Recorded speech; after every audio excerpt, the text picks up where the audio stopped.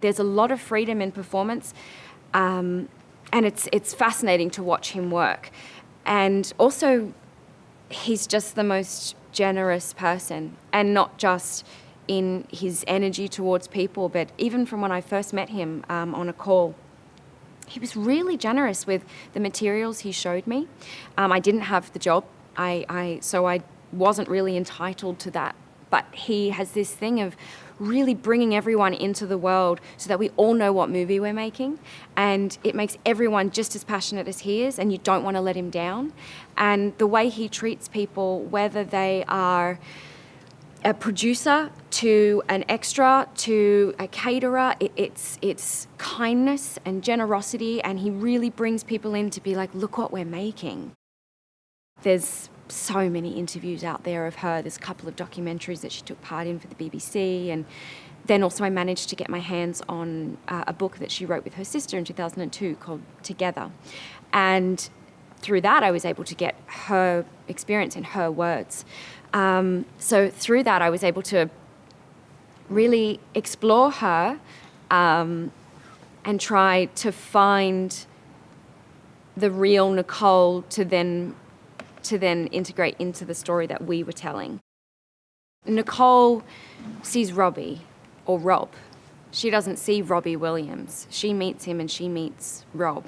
And because they feel like kindred spirits and these sort of outsiders in the crazy rock and roll world that he's been really swept up in, but she really tried to remain grounded and family focused and personally focused. And I really wanted to instill that in her, that when they were together, even if they were on a red carpet or they were on this amazing yacht, it was always really focused on them, because she saw him as a person and she didn't see him as a rock star.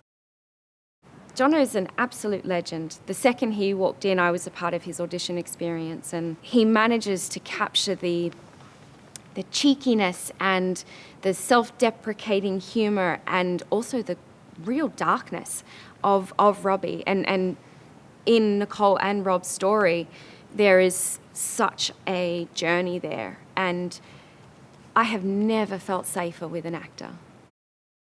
I hope that people, when they leave the cinema, feel for Rob. I think that the great thing about him is that he is the everyman, and he's not this heightened being that we can't connect with. His cautionary tale and his imposter syndrome and his striving for something that was not handed to him, I think is something that we can all really resonate with.